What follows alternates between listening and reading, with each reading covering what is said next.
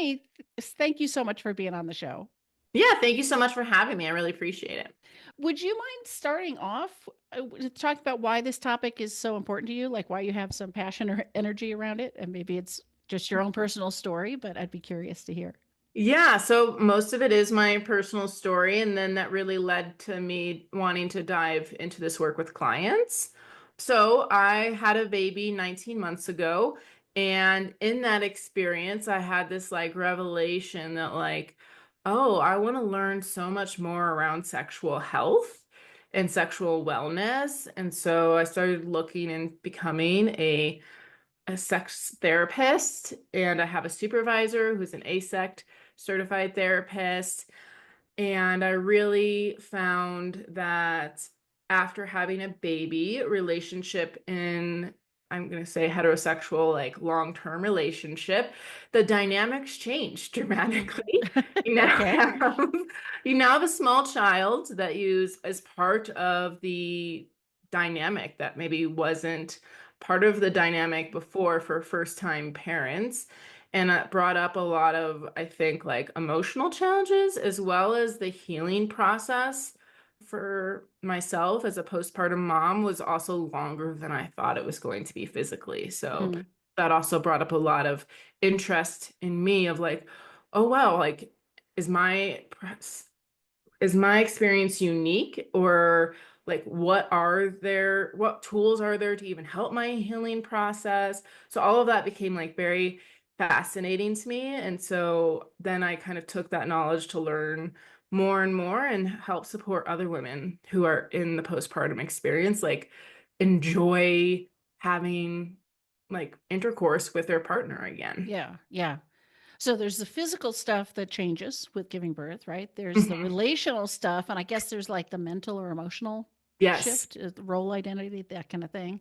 For sure. Yeah, Yeah. I think they all play a huge role in having intercourse after baby. And, I think a lot of people, especially even myself as a therapist, I heard this like, oh, after your 6-week checkup, you should be ready to go. Right. Yeah. Like, you got the clear from the doctor, like, you're good, just go on and be merry. And As that, if, yeah, as if there are no other barriers, right? yes, Besides as if there's the no other permission barrier. slip, right?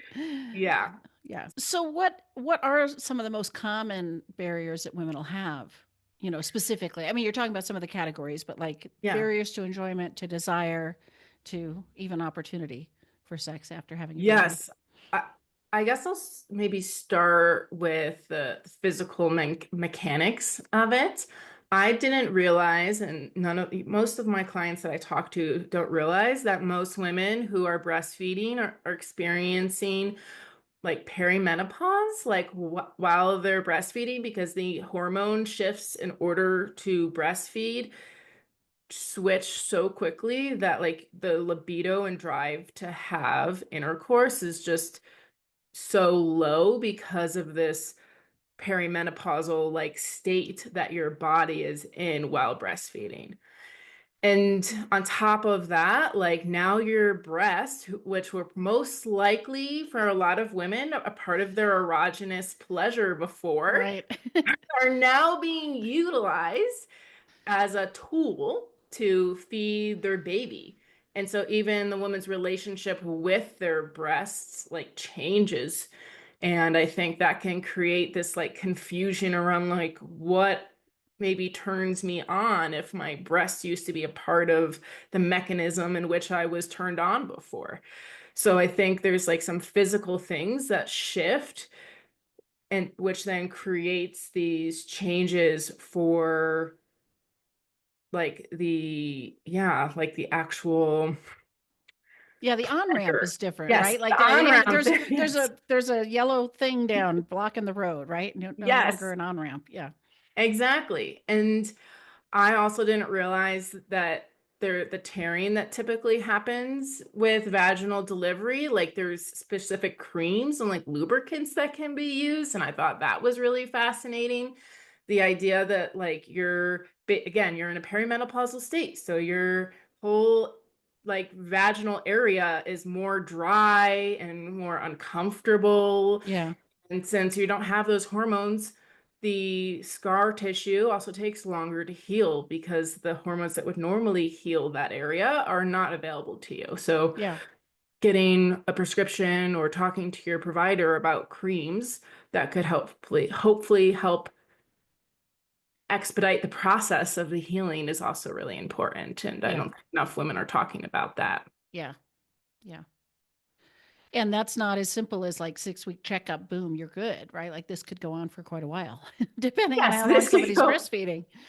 this can go on for quite a while. And I think there's also just like a lack of education of women knowing what's available to them. Hmm. Like I had to ask my provider about this. This wasn't something that was like asked in a general visit. There wasn't like, oh, there's all of these like creams and all of these like opportunities to help heal like after pregnancy and after vaginal delivery, rather than I had to like dig and like research and then ask my provider, hey, there's this thing that I Yeah. heard about on the internet. Like, is this a tool that you could prescribe me? And she's like, oh, yeah, of course. But I wasn't asked. I had Right, right, right. to And if do we some as research. women don't know and our providers don't know or aren't thinking to talk about it, our partners don't know either, right? I mean, I Yes. suppose the partners are expecting you're coming back online really quickly here, right? Yes. Yes. I think even men have this like, oh, 6 weeks? Great. Awesome. Good I to can go. make it. I can white knuckle it till then, right? Yes, I can white knuckle it to then. And I think also going back to like the fact that now you have a baby, like you're probably sleep deprived and you're probably not eating as well as you could. And so much goes into, I think, a woman's experience and being ready to have intercourse that potentially their partner's not thinking about in postpartum because they may needed less to be motivated to have intercourse before, like because they were probably already sleeping well and eating well and taking care of themselves. They don't have all of that available to them, or they maybe do, but it's not necessarily as prioritized as it was before because now there's this other human to take care of. Yeah.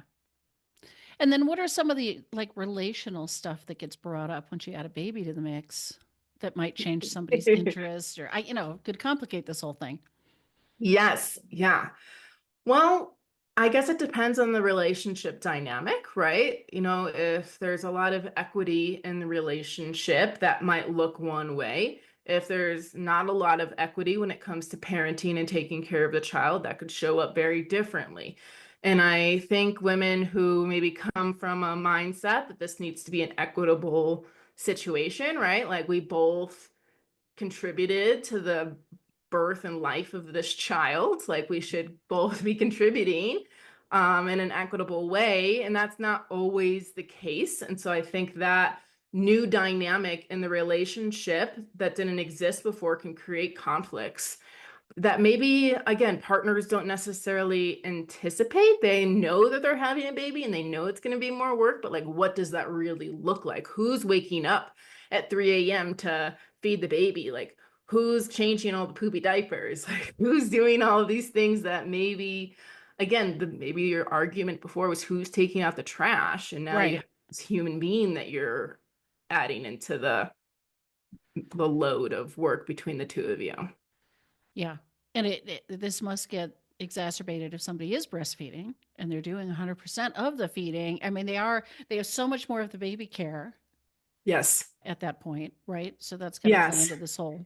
And most lactation consultants and providers out there, if they're telling you about what is recommended for breastfeeding according to the guidelines of all of the big organizations, is that you're supposed to be breastfeeding solely for like the first 4 to 6 weeks because they want to avoid something called like nipple confusion. And so they're not necessarily promoting dads feeding with a bottle or partner feeding with a bottle until much later. So again, like who's waking up in the middle of the night in the very beginning phases is probably the mother if breastfeeding is a part of the feeding plan. Hmm. Hmm. And how does this play into a larger issue? I mean, I hear about this in my own practice, totally separate from having a baby, but like who's doing the mental load of aware of the appointments and thinking about this, being the manager of the house. Yeah, It I seems like think this must pile on, right? yes, I would assume, and again, anecdotal, I don't know how much research is specifically around mental load. There should be. I know there's books about it, but I think generally speaking, women are carrying that mental load.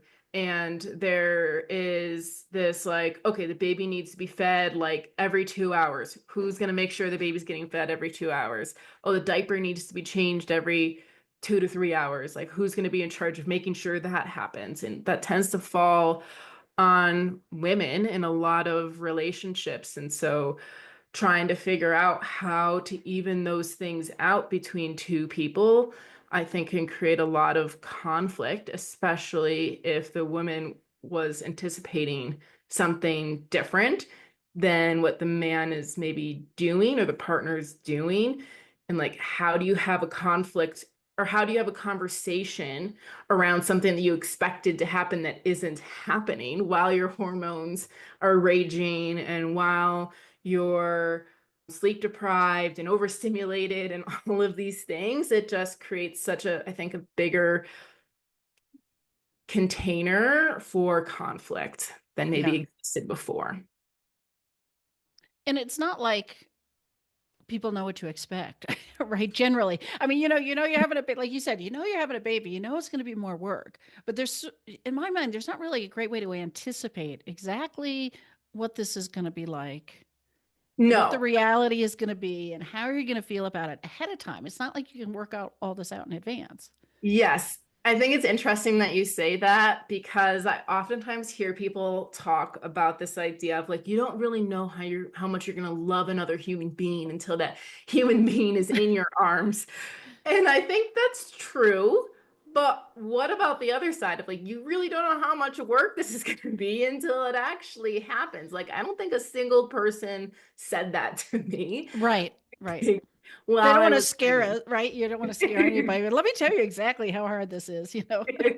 Yeah, exactly. And so I think there might be some partners who are proactive. In fact, I encourage people to be a little bit proactive. Obviously, you're not going to know what it's like until you're in the trenches, but to have some idea of how to divide up the work, I think is really helpful. And I think that another thing that's really important that I want to mention is like we talk a lot about postpartum depression and how that impacts women. But there's also a decent amount of men. I think it's like 1 in 5 men Yeah, experience postpartum depression. So as a woman going through postpartum depression, and you look at your partner like, what is wrong with you? Like, I'm the yeah, one that just had a baby. Why are you moping around like and trying to have compassion for both sides and yeah, allowing there be room for, wow, the both of you just went through this huge transition. How does that impact your relationship and your communication and your intimacy, et yeah. cetera, et cetera? Well, that's a good lead into, you're talking a lot about what the changes are for the woman, maybe involve breastfeeding and the physical changes and the mental load and all this stuff. What kind of challenges are, if we're assuming a hetero couple here, Mhm. is the man going through with the addition of this baby? Like, what are some of the because there is a struggle on both sides, right? Different, but Yes, yeah, different. I do think a lot of men in early fatherhood end up feeling inadequate. Like, what can I do? I'm not doing enough. Like, the baby only wants her. I don't know what I'm supposed to be doing. Like, am I a good father? Who am I now that I'm a father? Like, there's a lot of questions around identity and like usefulness, I think, mm-hmm. in early fatherhood. Yeah. And And like what this. about the shift in the relationship? They've gone from having their wife, you know, being the maybe the sole focus of attention, right? There's a real shift now of Yes. where their partner's energy and attention is, and I would imagine they might feel Yeah, I lonely think or the rejected or yeah, like but the priorities are now shifted for both people, right? Like maybe number one priority was like relationship, and then maybe second was like bills or work or whatever. But now it's like baby is like top priority in those early stages of parenthood. I mean, like your main job is to keep this baby alive. yeah, So I do think it is a huge shift in priorities and yeah, the isolation that I think both partners end up feeling in their experience because I think there's a stigma around talking about it. Like, you just Yeah. had a baby. Why would you feel lonely? Yeah. But it brings back to mind that sort of classic, I don't know, ironic situation that one person really needs to feel emotionally close to be open to Mhm. sex. And for the other person, it's through sex that they feel really emotionally close. So, and Mhm. if we're going to generalize, I mean, it's not always by gender at all, but if we've got men who it's in sex and physical intimacy that they feel vulnerable and open and connected and close, if the sex is gone for a while, that would be a real hit on their sense of connection, right? On their ability to get into that vulnerable heart space with their partner. 100%. Yeah. Like, and I think women, again, it's very generalized, but like they're already touching like another human being, like Yeah, they've almost got a little human all all on day. their body, right? And so they're like, I'm already out touched. I know that was my experience. I felt like I'm literally touching my daughter for 20 hours a day. Like, the idea of even my husband wanting to hold my hand for, a while was like, I'm gonna do this because I know that it's good for the relationship, but like I'm not getting any joy out of it.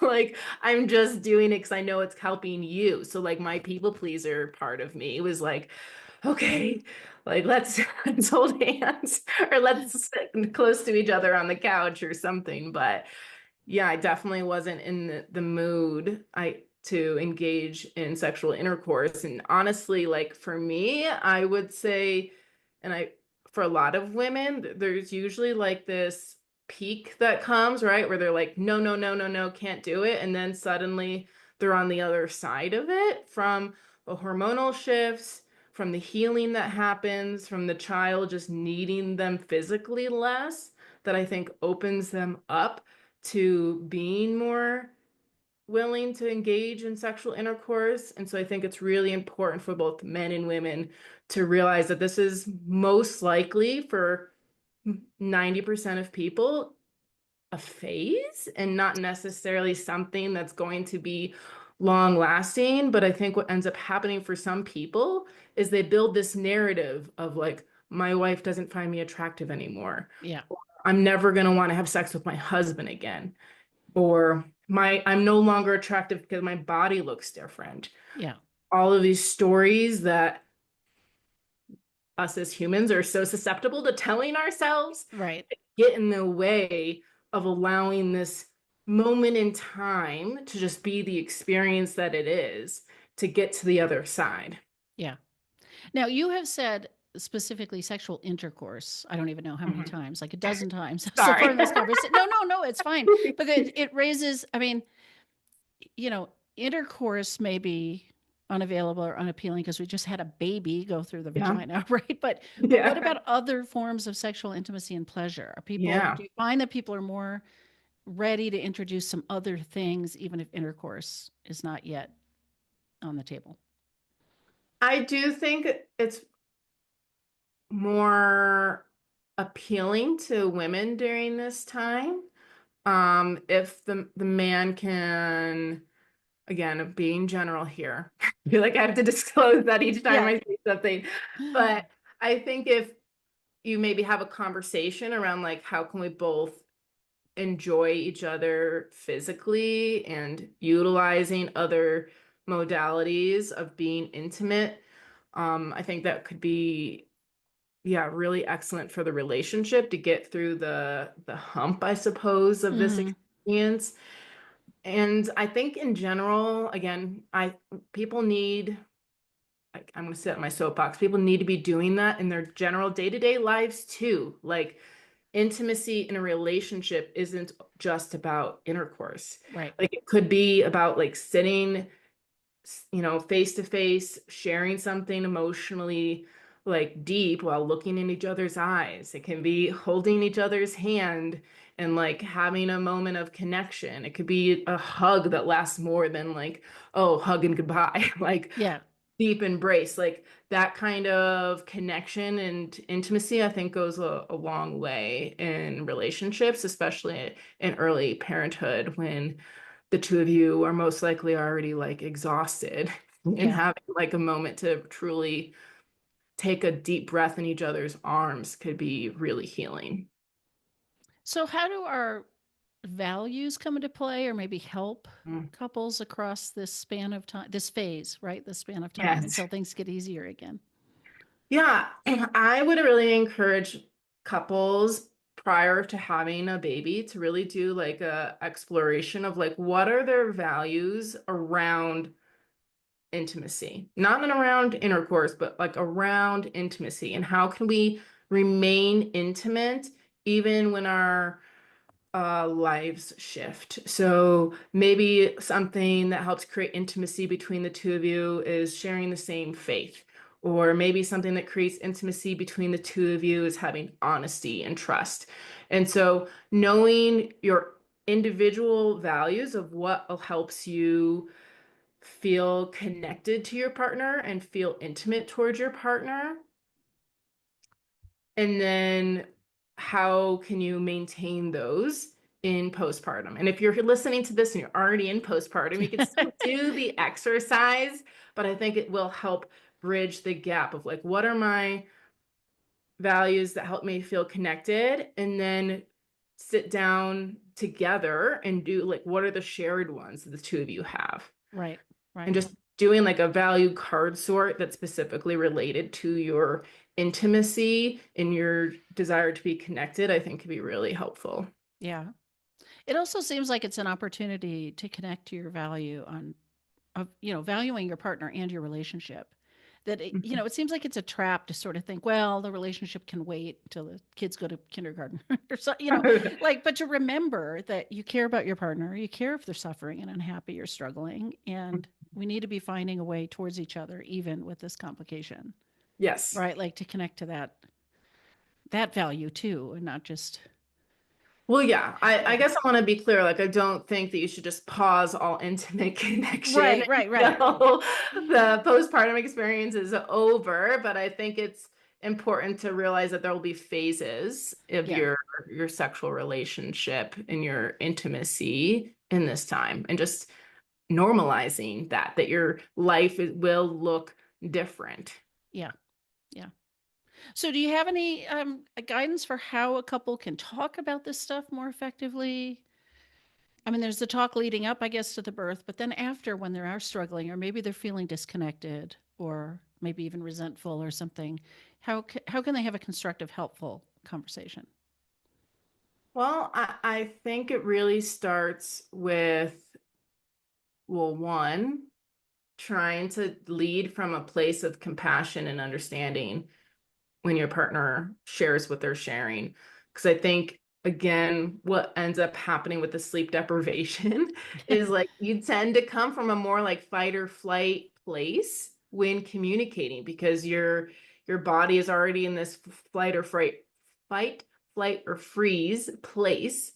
So trying to lead with self or compassion and empathy while giving yourself compassion and empathy, I think to me is like the very foundation of having a good conversation and recognizing that you might be more triggered to go into this like defensive or aggressive place because of all of the complications of Yeah, the situation.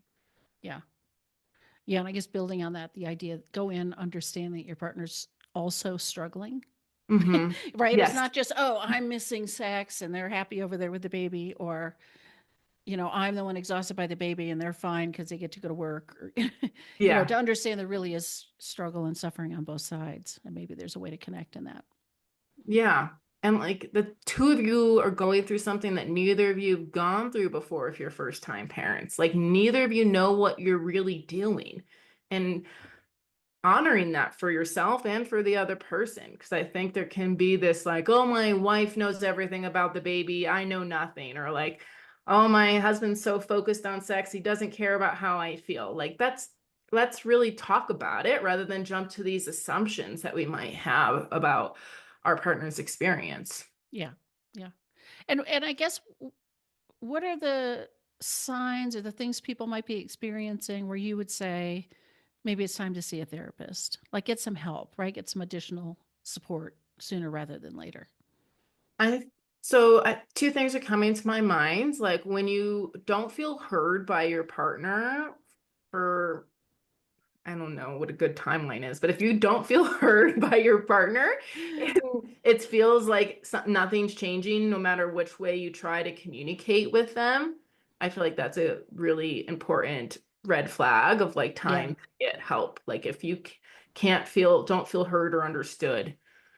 And then the other thing that comes to my mind, like if you're feeling like you are having irrational thoughts or like feeling disconnected from yourself and don't know like which way is up and you're feeling depressed or anxious or like confused about like who you are now, like seeking individual therapy for that. Because if you aren't, I think, good as you, like it's really hard to be good in a couple. Yeah. Yeah. Absolutely. So, where can people find you? Tell me Yes. a little bit about what you've got available and where people could reach out for more. Yeah, so I have a podcast as well called Redefining Us, which is available on all major streaming places. My website is wellmindedcounseling.com. I'm a part of a group practice, so you can find me there if you want to individually work with me. And I also have a workbook called Becoming Mommy that's really focused on the mother's experience of figuring out like what her voice is, what are her values, how can she connect better with the people in her life, to have those relationships that she can really use as like a foundation for her to be in a good place to be a mother. Great. Thank you. I'll put Yes. links in the show notes for people on that too. Awesome. Well, thank you so Great. much for having me on. Yeah. Thank you for being here.